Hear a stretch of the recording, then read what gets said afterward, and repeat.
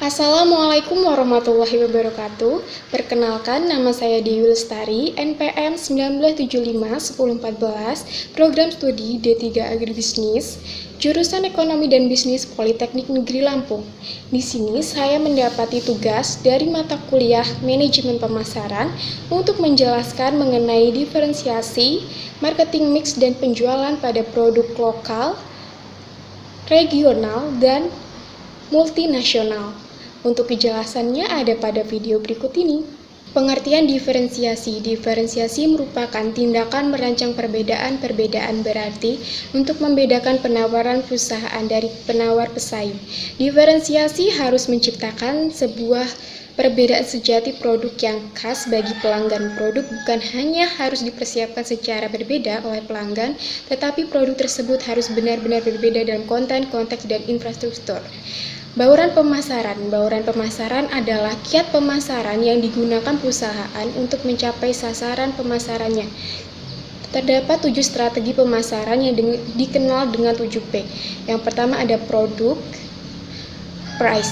Price di sini dalam penentuannya harus diperhatikan karena harga adalah faktor laku atau tidaknya produk yang ditawarkan. Ketiga ada place, yaitu tempat atau lokasi. Keberhasilan suatu usaha ditentukan dalam lokasi. Promosi. Promosi yang dilakukan oleh produsen yaitu menginformasikan kepada masyarakat untuk membeli produknya. Penjualan merupakan proses saat seiring membantu orang lain mengambil keputusan pembelian, merupakan upaya bagi menciptakan hubungan jangka panjang dengan pelanggan melalui produk atau jasa. Tahapan penjualan yaitu prospecting and quality, pre-approach, presentation and demonstration, overcoming objection, closing, following, and maintenance. Nah, tadi di sini saya hanya menjelaskan 4 komponen pemasaran. Sebenarnya ada 7, namun yang diminta dari dosen saya hanya meminta 4 komponen dalam pemasaran. Yang pertama saya akan bahas yaitu produk lokal. Di sini saya memilih keripik singkong maici. Diferensiasi keripik singkong maici terletak pada penampilan produk yang bagus dan memenuhi standar keberhasilan makanan. Bentuk keripik sama dengan keripik singkong lainnya yang diiris tipis-tipis. Namun, keistimewaan atau kekhasan keripik maici terletak pada yang pertama yaitu kekhasan dari segi rasa yang menjadikan keripik maici ini istimewa adalah rasa pedas yang luar biasa. Di sini terdapat level kepedasannya. Yang kedua, kekhasan dari logo produk. Logo produk yang bergambar nenek-nenek memberikan nilai unik tersendiri bagi konsumen. Yang ketiga, kualitas keripik maici. Keripik maici memiliki kualitas yang baik. Hal ini dapat terlihat dari bahan baku yang digunakan. Yang keempat, mutu kesesuaian keripik maici.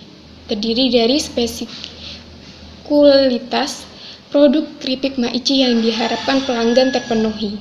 Kemudian, spesifikasi rasa keripik maici yang diharapkan oleh pelanggan. Marketing mix atau bauran keripik maici. Pemasaran marketing mix maici adalah dengan mengandalkan para agen distributor dan reseller. Pada produk maici memiliki produk berupa keripik yang memiliki tingkat level kepedasan. Kemudian dalam price atau harga, maici berani mengeluarkan harga yang berbeda dari pesaing karena harga adalah penentu laku tidaknya produk.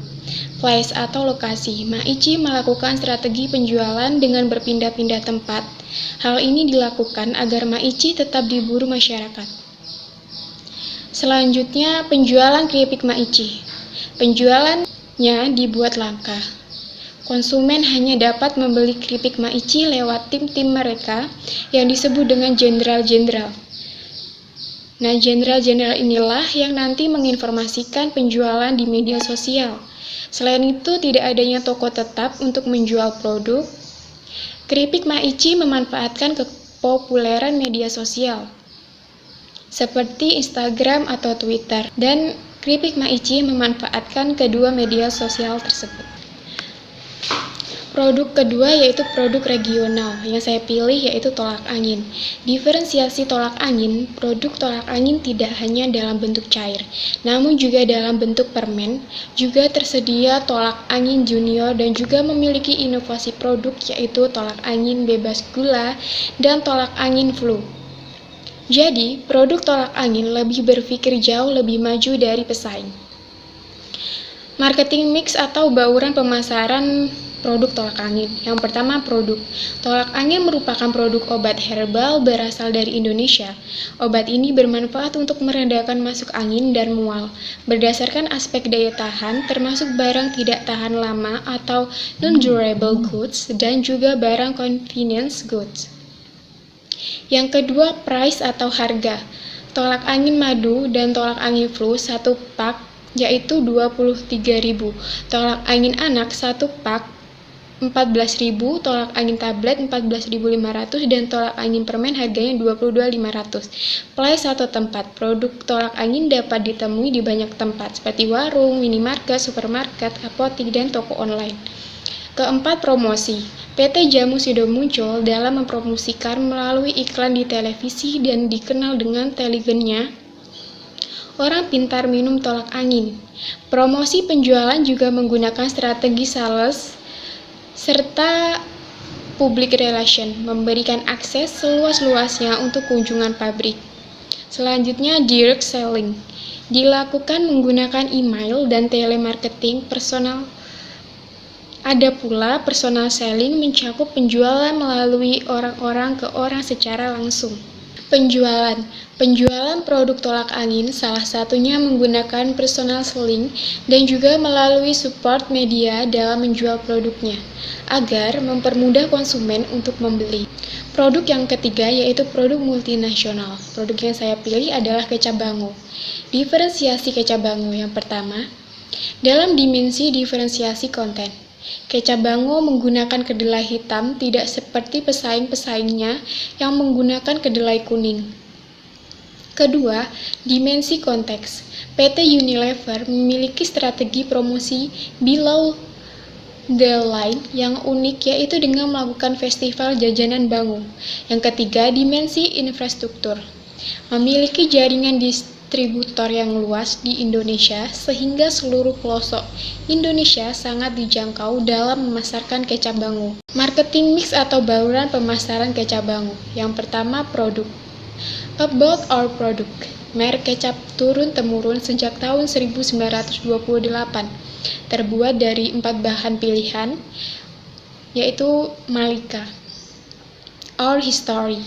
Pada tahun 1928 didirikan oleh Bapak Joa di daerah Jabodetabek. 2001 diakuisisi oleh PT Unilever Indonesia menjadi merek bango. Price atau harga tertera pada PPT di samping.